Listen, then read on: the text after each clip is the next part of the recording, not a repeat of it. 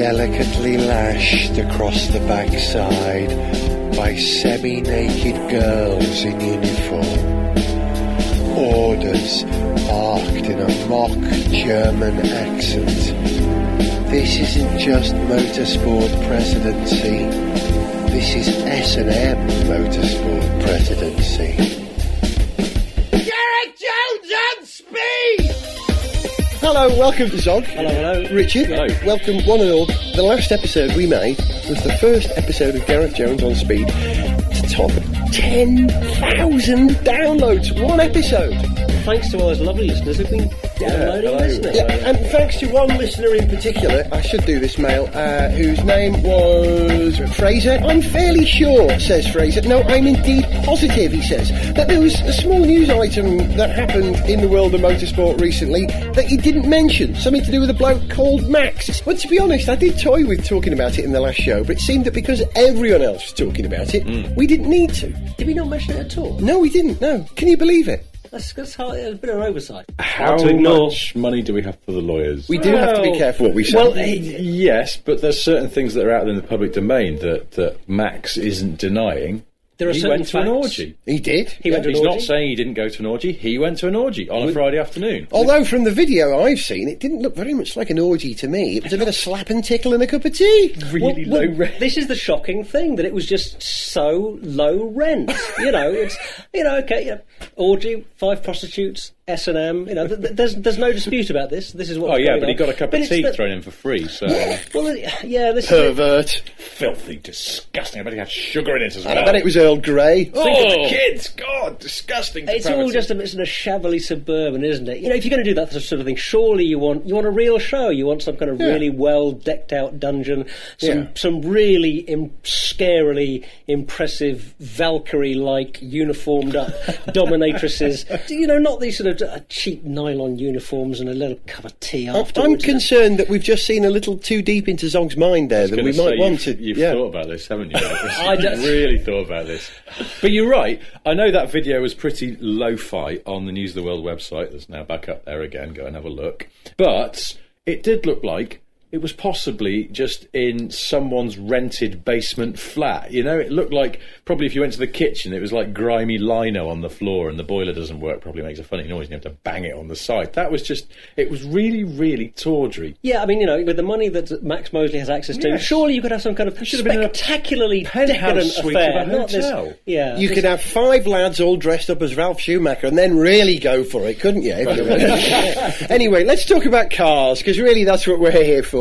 Anyone seen this new Ferrari nose? You know what it is, Zog? Oh, the one with the hole in it, basically. Yeah. We're calling it the... I call it the Lindsay Lohan, but it's not the Lindsay Lohan, a hole with a nose in it. No, a nose with a hole. Daniel Westbrook, yeah.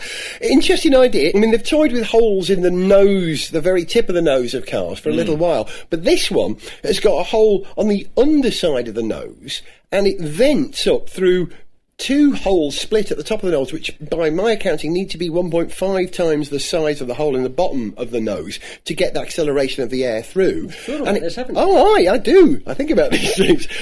To create what might be described best as a current of air. Can you visualise that? Coming straight down the middle, sort of over the helmet and making the rear wing work more efficiently. So just explain this. Is this sucking the nose down, or is this doing something for the airflow over the rest of the car? How is it working? Instead of sending some of the air underneath the car, it's dragging some of the air that would normally go underneath the car to the top side of the car and sending a narrow channel, as far as I can tell, of low pressure, high velocity air right over that rear wing. Because without traction control, they've lost a bit of grip. And the best way to get grip back is with aero on the rear wing. So they're directing air over the rear wing. What I want to know is, what does it sound like? Because, hang on, it just so happens I've got a whistle here. If you blow into a whistle, right, and it comes out of the gap the other side, and you've got that sharp edge which splits it, listen. That is the vibration of the air oscillating over that sharp edge, right? So, if I could just take your whistle there for a moment, Gareth. Yeah. You think as the car accelerates and decelerates, it goes... Exactly! It's like a swanny whistle. You get those harmonics, under the braking. I would really like to know. Accelerate. Yeah. Oh. Exactly, Very Richard. good at that. Put my fingers over the holes. You- I was thinking, because I've got a bottle here, what about if it was just going... That's the sort Oh, of but that's your Helmholtz resonator there. Yeah, hang on. That's the volume of air in the bottle resonator. Oh, my bottle's full. Is it possible that they could put holes on the side of the cockpit, like a tube going through the cockpit with holes in it, and the driver could play tunes That would be great. on the car as they go round? That would be the one, wouldn't You it? can be driving a think from 200 Scotty, No, because the last note was flat. What I played was... Get it an octave up. That'll cover it. And they've gone mad with fins, haven't they? First, Red Bull have got this vertical fin at the back of the airbox. Now, Renault are trying one as well. Well, it seems like, they've actually hit on a trick that everyone else has missed. And Hang on, guys! Choppers! It's Max's lawyers. The paralegals are here with their parachutes. I've never understood the term paralegal. What is a paralegal? They do. They fly in on Parachute parachutes. Yeah. Stop! Lawyers! Don't say anything. I don't, yeah, it's bizarre. isn't it like an exciting word for a legal secretary or something, isn't it? Is I it? don't But know. why para? Paramedic. They happen there when it's needed. Para. What's the Latin etymology of the Latin word para? Anyone? I don't know, but it's something. I guess it's something to do with Caeculius halfway escivia, or that's all I know, nearly I'm sorry. there, half trained. Didn't know you were Celtic. That's a Yeah, Doctor Who joke, by the way. and the other thing is, right now, you've got extraordinary things like the Force India car going quicker than anyone else because it's on slicks. Yes. Right. So it doesn't really count. Yeah, exactly. But here's the thing, right? F1 cars of the future are going to have no aerodynamic appendages on the main tub, right? They're going to have a slimmed down, simplified front and rear wing. You're talking about the forthcoming aerodynamic rules whereby a lot of these extra appendages are being stripped off. Yeah. They're going to have, slick tyres. They're going to have these huge fins that they're evolving now in the back of the airbox. Basically, the F1 car of the future is today's A1 Grand Prix car. It really is. It really is. Look, Max, you'll be fine. Just don't give them any fuel for the fire on the whole, thing. Basically, don't mention the war. Right, yes. No war. Yes, good. Right, wish me luck.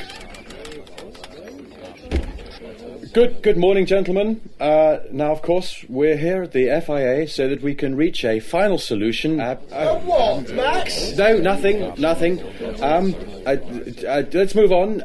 Does anyone have any questions? Yes, you, sir. Yes, you there, behind the two chaps in the nice black shirts. Nice black shirt. No. I meant, yes, you, sir, there. Your question, please. Have you found it hard to get through these recent allegations, Max? Yes, it has been a very difficult time, but I've had a great deal of support. In particular, I'm very grateful to my loyal assistant, Joy. When I was at my lowest ebb, I found a great deal of strength through Joy. Straight through Joy, Mr. Mosely.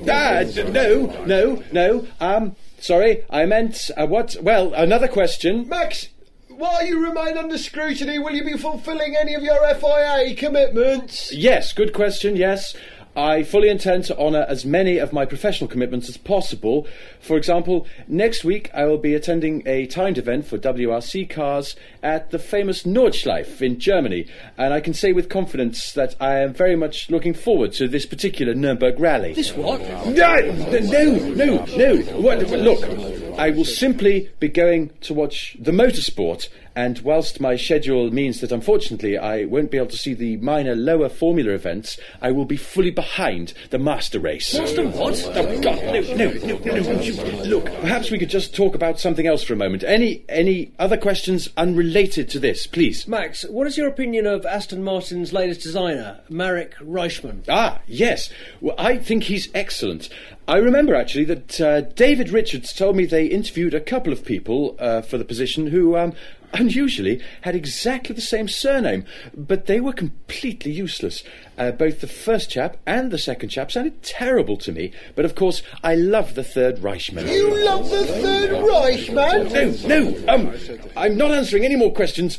of these sort which are deliberately designed to make me say things about the war and further encourage these ridiculous stories about my private life, which utterly undermine my professional standing. Please. Good. Now, who wants to see some Polaroids of 6 filthy hookers slapping my testes with a photograph of Mussolini? Central with Gareth Jones on speed! Do you remember me saying that my son had said, Dad, I think Kubica's going to win a race before long. And then he went and got pole. We should employ my son to plot out this show and make these predictions. And the but you know what we called him, don't you? It's Violet Berlin. And that there's a noise? phone ringing as That's well. my phone in the background. It's Violet Berlin's phone. What? Our son. Yeah. His name, Nostradamus. Oh, that is a bit of a giveaway, yeah, we should have done that. Can you turn your phone off, though? Yeah. What is that? That's the gamepad theme. It's all right, just for clearance. You've got copyright, no problem.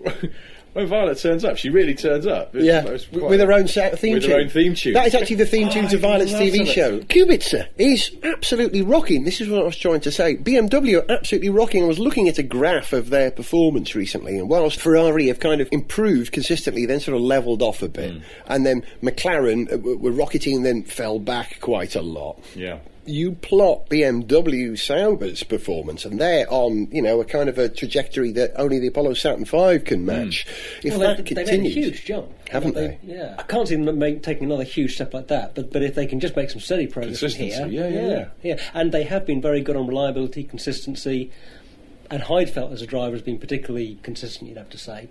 Kubica maybe a bit more up and down. Yeah, but when he's good, God, he's good. No question, yeah. But keep an eye on his haircut, by the way, because I have got a hotline to the BMW F1 team. I kid you not. Is this because last time I called him a sex pest? Well, he does look like one with his hair when it's wet. He's a great driver, but yeah. He does look like a sex pest. He looks like the Count off Sesame Street. Yes. Yeah, it's a problem. And Go on, what's your hotline? Tell us. Well, I know someone who works in the BMW Formula One team, and I'm just going to make sure that he realises that his Barnet is perhaps not acceptable to these 3 people in motorsport fandom. Well, that's flipping well told him then. Yes, yeah. He should blimmin' well sort it out. I don't know. It's something that's troubled me quite a lot because, we all dream of being an F1 driver. Of course. But, you have to have quite good hair, because when you take your helmet off, you want to look quite cool before you put on the baseball cap. But then the national anthem plays, you've got to take the cap off again. You don't want hat hair. Now, the obvious thing is to go for a crop, as sported by Mr. Jones and Mr. Zog today here. Thank you. And it's a good look.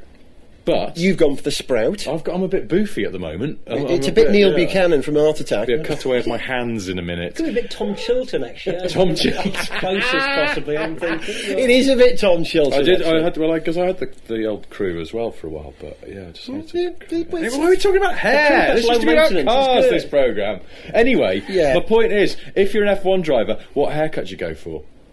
A fast one. A fast one? Yeah. Well, do you remember the late and rather excellent Russell Bulgin wrote a fabulous column about this once, about Formula One hair. Oh. And how Alain Prost, when he'd been a bit floppy over the collar, became fast. And he had this theory that Damon Hill's pointy sideys were his key to World Championship. On the floppy hair thing, though, if he's suggesting that floppy hair means slow, I would, I put it to you, James Hunt. Exactly. I'd have said the same thing. No, he wasn't saying that floppy hair was slow. I think it's on a case-by-case basis. Because when Prost went floppy, he went fast. Okay. James Hunt, clearly, the consummate floppy hair man in F1. Floppy in very few other areas. I just think that some people are gifted with good hair, and Robert Kubica is not one of them. And what should he do? But he makes Write in and tell us. So that's cool. The crew cut, I can't help thinking, would make him look like he's got HIV, because he's a very drawn-faced man. Most polls... He doesn't look healthy, does he? No. He doesn't look, Most polls in Britain, the guys that we meet up on a fairly daily basis, the guys who are Blokes painting... who buy like 6 cans of Stella in my corner shop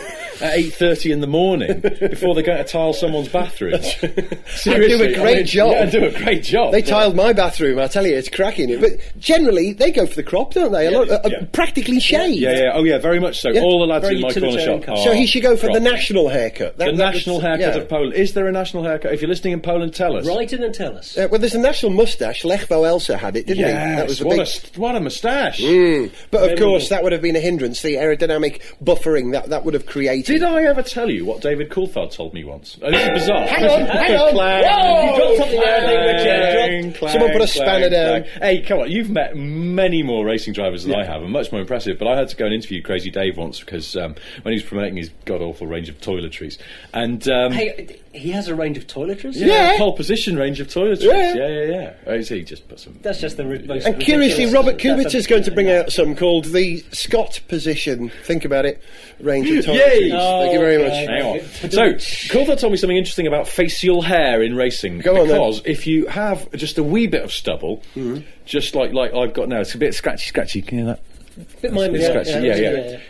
Put the Nomex mask on before you put your lid on. Ooh, when you take it off, it really hurts. You've either got to be clean shaven when you put on the Nomex balaclava, or have quite a bit of growth. Hence Jensen, who looks like a tramp's mate, but there's a reason for Hence it. Heidfeld also. Yes, Heidfeld, Heidfeld, joy of sex beard, Yeah. and Coulthard with his mad thing, and Alonso, he had that little sort of soul patch thing going on, but it had a bit of length to it. What you cannot have is just a bit of stubble, a bit of George Michael in the 80s. You can't have that. When you take the Nomex off, apparently it sticks and it really hurts. And there you go. And Budding Dave racing drivers Coulthard take told me notes. Probably creates a boundary layer of laminar flow, vortices exactly. around the face. But talking about tashes in motorsport, Nigel Mansell, of course. Well, the thing is, he shaved his moustache, no one recognised him. But it works in combination with his enormous eyebrows. And maybe Balances that's... it out. Is Looks it like Mr. Potato Head. Leo and Greg, Mansell's sons, who we Yeah. saw racing in Formula BMW last year?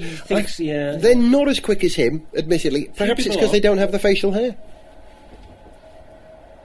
Weren't we supposed to be talking about F1? Interrupted by the comedy police. I like talking about hair. right. While we're talking about Coulthard and facial hair, I'm really worried for him, and I do like David Coulthard, because it was announced earlier this week that Sebastian Vettel is... Sorry, we've got the police now. We've got Max's para-police league. Really worried. It was announced earlier this week that Sebastian Vettel is probably going to move up to the Red Bull senior squad, you might say, next year. It's like going up to big school. Because he's only 9. Yeah.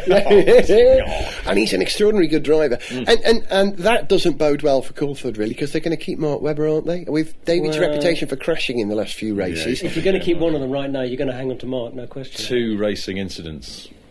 To do 1 is unfortunate, to do 2 is careless, as Oscar Wilde would have written. Yeah, and If he'd been an F1 car. Wild at the wheel, that would be his column in Autosport. Wild at the wheel. All right, we haven't mentioned the other elephant in the room, and that is the fact that everybody's favourite, lovely little Lewis Superb Hamilton, seems to have lost it a little bit at the moment, doesn't he? He had a rotten old race, didn't he? Yeah. I think it's just events, surely. That's the way I see it. I don't think he hasn't There's been a lost lot of it. hysteria about this. Oh no, he's lost it. Oh, he's not as good as he was last season. No, he had a very, very good season last season. A supernaturally good season. And he's had a couple some of of that bad was weeks. luck.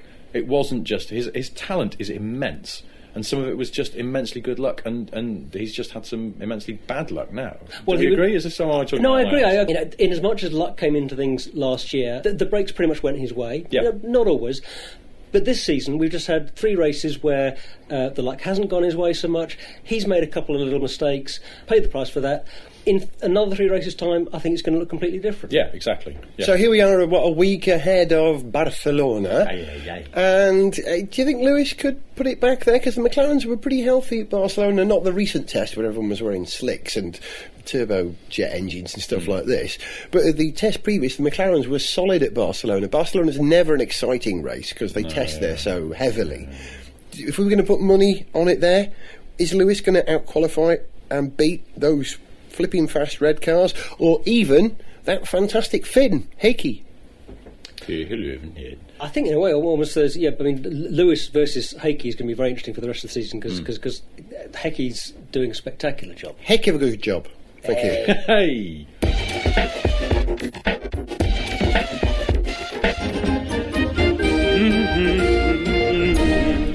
Buongiorno, ladies and gentlemen. Welcome to the Scuderia Ferrari press conference. We invite you here today to talk about the future of Ferrari Formula One drivers.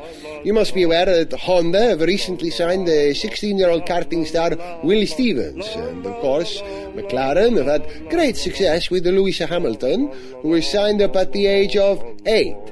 But here at Ferrari, we believe in securing exceptional talent even earlier than our rivals. So that is why today we are announcing our new program to do just this.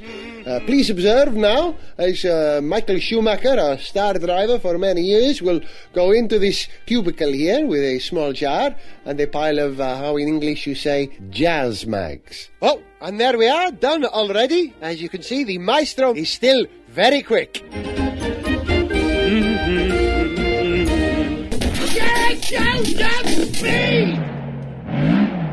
I lose track of the things I say to you two before we record the show, and then the things that we say on the air, and the things that I say to my kids and Violet in the week. But one of the things I've said recently is I'm really worried for Anthony Davidson and Takuma Sato and Aguri Suzuki, because the Magma Group took over 3 races ago, and still 3 races in, no sign of any sponsorship on the car. And unless you've got the sponsors in supporting your big cash flow, you're going to run out of cash really quickly, and it could mean the end of the team. And that looks, I mean, as of the last 24 hours news, it looks like that could be the situation. Well, hang on, but the Magna Group didn't take over, though, did they? They said they were going to, and then they didn't, because the money hasn't come through, and they've now officially withdrawn. Yeah. So... Well, Magma Group have said that the Dubai investment group, who they were going to get the money from, have withdrawn.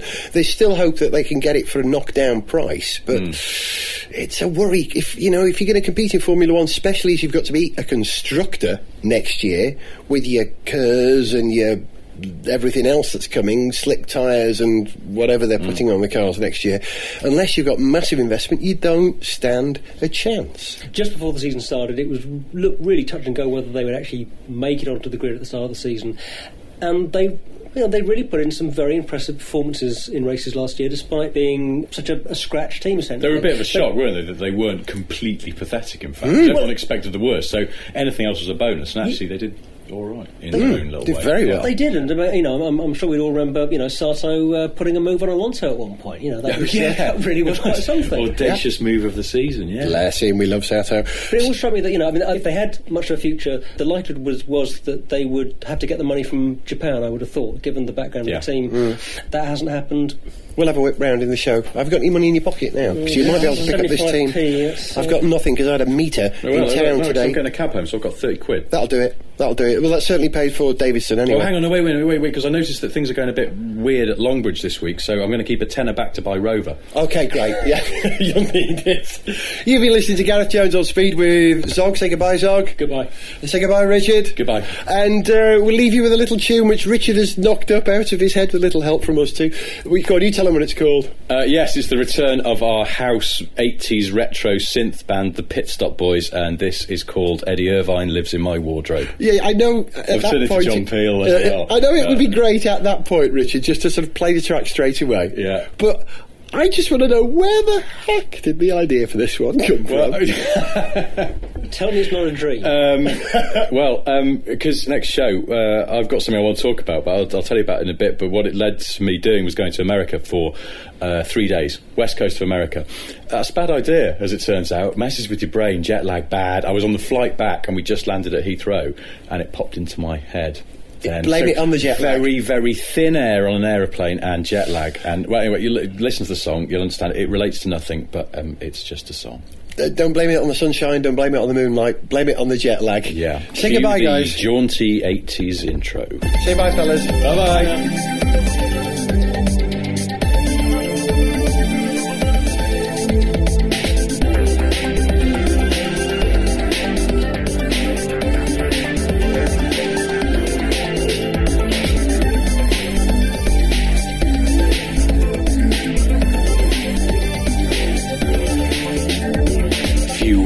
Back, I came home from work. I tried to hang up my coat when I heard from inside my wardrobe a distinctive Irish brogue. Eddie Irvine lives in my wardrobe. It's inconvenient for me. Why does he want to sleep amongst my jumpers when he owns a lot of property?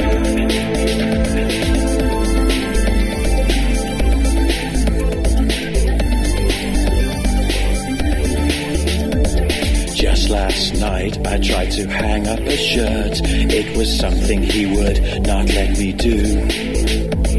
Though he did add, if I was Michael Schumacher, as usual he would let me through.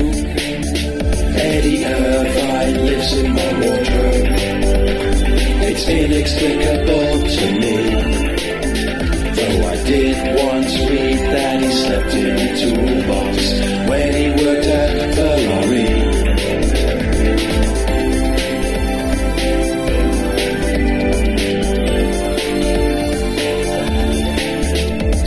Yesterday I went to fold up some sweaters. 2 journalists were in the way. They'd come round to hear that middling talent go on about how he's great. Eddie Irvine lives in my wardrobe. He's inconsiderate to me. Yesterday I found a massive speaker on the shelf where my pants should be. Eddie Irvine lives in my wardrobe. It's insufferable to me. On Saturday he had Eddie Jordan over. They were drinking till 3:30. See that Michael Schumacher? Like, he just basically wanted to be me, you know. That's why he pinned his Give it a rest. It's 2 in the morning. Championships, they're basically mine. Have you got a girl in there again? I could still be in F1 if I wanted to, but I'd rather be like... Go and live on one of Miami. your yachts. Could Schumacher do that? Could he bollocks? Shut up! Eddie Irvine lives in my wardrobe. It's unhygienic for me. Yesterday I got out a pair of trousers. There's a Johnny stuck to the knee. Eddie Irvine lives in my wardrobe. It's irritating, you know. At least next year you replaced in my wardrobe by Rubens Barrichello.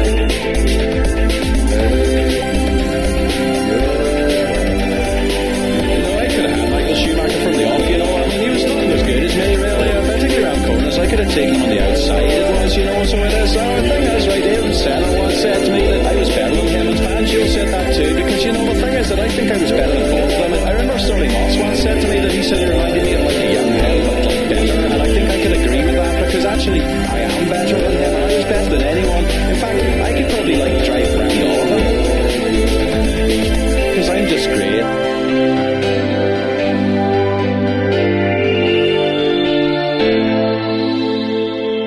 Gareth Jones on Speed. You can subscribe with iTunes for free or get it from www.garethjones.tv. This series is made by Whiz Bang.